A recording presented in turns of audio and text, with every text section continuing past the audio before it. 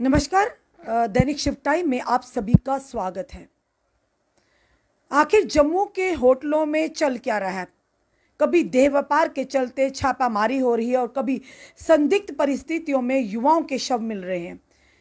यानी लगातार जम्मू की अगर बात करें, जम्मू के होटल भी अब क्राइम का हब बनते जा रहे हैं। एक दुखद खबर, एक परिवार का सदस्य उसकी जान गई है जम्मू के अमर होटल में।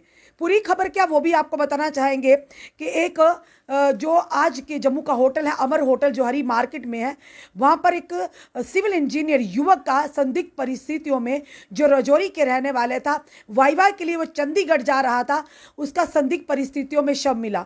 पूरी खबर क्या वो भी बताना चाहें। कल लगभग 2 बजे की अगर बात करें तो उनके जिस तरह से परिजनों ने जो आज मीडिया के माध्यम से उन्होंने जो जानकारी दी है और जो हम तक जानकारी पहुंची है, एक इमरान नाम का युवक जिसने सिविल इंजीनियरिंग की थी, एक प्रोजेक्ट कंप्लीट कर वो चंडीगढ़ में वाइवा के लिए जा रहा था और उन्होंने जो अपनी सिविल इंजीनियर रजौरी से ही कंप्लीट की थी।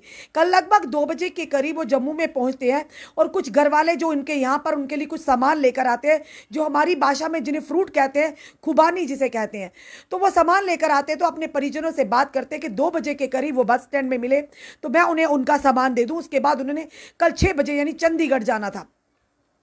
उसी के चलते जब 2 बजे हुए उसके बाद लगातार परिजन कॉल कर रहे थे, उनकी बेल जा रही थी पर फोन कोई उठा नहीं रहा था। उसके बाद उनका फोन भी, यानी कि ये बताया जा रहा था कि फोन भी बंद हो, कोई उठा ही नहीं रहा था। फोन भले ही बंद था पर लोकेशन उसकी ट्रेस बार बार यही हो रही थी कि हरी मार्केट की। पूरी बात क्या ये बताना चाहेंगे, जब परिजन परेशानी में आए तो उन्होंने उसे ढूंढना शुरू कर दिया कि 2 बजे के बाद इमरान जो कि फोन भी नहीं पिक कर रहे थे और ये भी बताया जा रहा था फोन बंद आ रहा था, पर उनकी लोकेशन जो थी वो हरी मार्केट के आसपास और अमर होटल के आसपास की आ रही थी।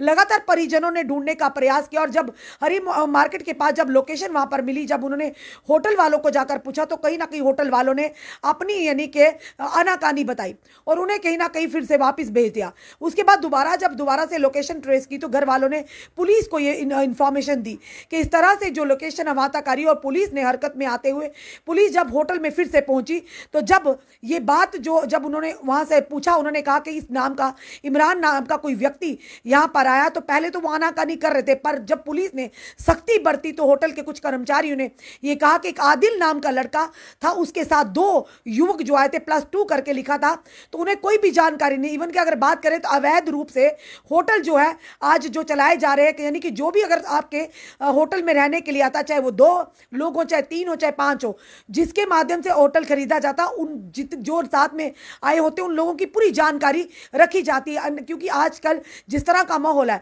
ये ना हो कि जो व्यक्ति आया उसके साथ कोई हो सकता है, कोई शरारती तत्व हो, कोई आतंकी भी हो सकता है। तो इसलिए होटल वालों को भी सख्त हिदायतें दी गई एडमिनिस्ट्रेशन की ओर की, कोई भी आपके होटल्स में या किराएदार घरों में रखते हैं, आप उनकी पूरी जानकारी आपके पास होनी चाहिए और पुलिस के पास भी। उसी के चलते जब परिवार वालों ने देखा कि वो इमरान का कोई अता पता नहीं है, तो जब उन्होंने होटल जब पुलिस को लेकर साथ गए तो पुलिस ने थोड़ी सख्ती बरती। तो फिर उनमें से पहले तो बोला गया घर वालों को तो हमें पता नहीं, इस नाम का कोई व्यक्ति नहीं। जब उन्होंने पुलिस ने सख्ती बरती तो उनमें से एक का जो उनका कर्मचारी होटल का, वो कहता हाँ उनमें से 3 लोग आए थे, उनमें से एक जो है वो ऊपर है, बाकियों का हमें पता नहीं। यानी इतनी लापरवाही, कब चेकआउट होता है कब चेक इन होता है, इनकी कोई जिम्मेदारी नहीं सिर्फ पैसे से मतलब है। और जब पुलिस के साथ पुलिस ने सख्ती बताई, जब उन्होंने कहा कि ऊपर है, तो उसके बाद जब घर वाले पहुंचे हैं तो उनके पैरों तले जमीन ही निकल जाती है। कमरा नंबर 106 जूही, उसका आधा दरवाजा, जो घर वालों ने मीडिया के माध्यम से बताया कि उसका दरवाजा खुला हुआ था और जूही वो दरवाजे रूम नंबर 106 के पास पहुंचते आधा दरवाजा खुला था और फोन कॉल पे बेल बजी जा रही थी। और घर वाले ये भी बता रहे थे कि बिल्कुल जो कमरा जो 106 नंबर कमरा था उसके साथ ही 3-4 रूम भी थे और वो सारी नजर जो भी वहां से गुजर के दूसरे रूम्स तक जाते थे तो उन पर आवाज आती थी।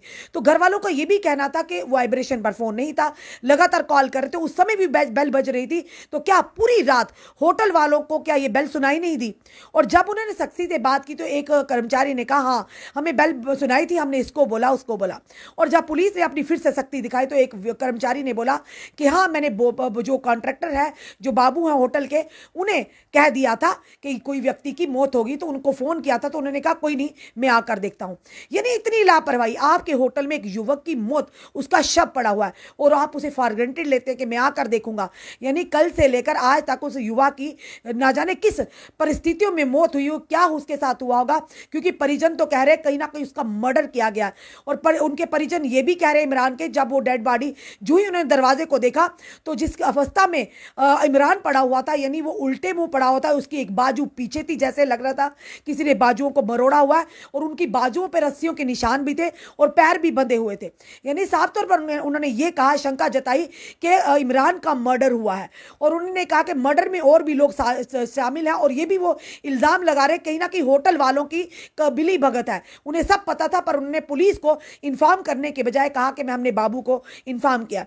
और उन्होंने कहा कि जो मोबाइल था बिल्कुल इमरान के मुंह के पास पड़ा था, और इमरान के जो जिस्म पर बाजुओं पर निशान थे वो साफ तौर पर चिक चिक कर चिल्ला चिल्ला कर ये कह रहे थे कि इमरान का कहीं ना कहीं मर्डर हुआ। और दूसरा जो व्यक्ति, और बताना चाहिए जिसकी जो आई कार्ड था, जिसकी वजह से जिसने रूम लिया था और +2 करके मेल लिखा हुआ था, उसका नाम था आदिल, जो कि बटोत का रहने वाला था, क्योंकि उसने अपना इलेक्शन कार्ड वहां पर होटल के रिसेप्शन में दिया था। उसी के साथ अगर तीसरे की बात करें तो तरुण कुमार था कोई, और जिनका HDFC का कोई कार्ड मिला उन्हें वहां पर, यानी बेड पर पड़ा मिला। यानी कुल मिलाकर बात करें 3 लोग थे, जिसमें से एक इमरान था जिसका शव मिला, दूसरा आदिल जिसने रूम लिया और जिसने काउंटर पर अपना यानी कि वो इलेक्शन कार्ड दिया था, और तीसरा तरुण शर्मा जिसका कोई HDFC का ATM कार्ड मिला था बेड पर। आखिर क्या ये है, ये फिलहाल मैटर ऑफ इन्वेस्टिगेशन रहेगा। पर कहीं ना कहीं जम्मू की अगर बात करें, जम्मू के होटलों में लगातार कभी मर्डर केसेस और कभी ये बात करें तो कभी देह व्यापार के जो छापामारी हो रही है, कहीं ना कहीं ये ज़रूर कहेंगे कि ऐसे होटलों पर भी शिकंजा कसना चाहिए। और उसके बाद जब उन्होंने कहा कि जब वहाँ पर उनके परिजन पहुँचे इमरान के, जब उनका शव मिला तो परिवारजन ने ऑब्वियसली उनके पैरों तले ज़मीन निकल गई, तो उन्होंने पूछताछ शुरू कर दी। और उसके चलते जब उन्होंने कहा, जब पुलिस नहीं साथ थी, उन्होंने कहा कि होटल में कोई वाइस प्रधान था, कोई होटल एसोसिएशन का, ये उनके परिजन मीडिया वालों से बात कर रहे थे कि उन्होंने आकर हमें कहा कि आप होटल का नाम क्यों ले रहे हो। और उन्होंने कहा, ये भी कहा कि वो रसूखदार लोग थे। जनाब, जिस होटल में एक घर के परिवार के सदस्य क्या जान गई है, एक युवक की जान गई है, पढ़े लिखे युवक की जान गई है, तो आपके होटल का नाम ना लें।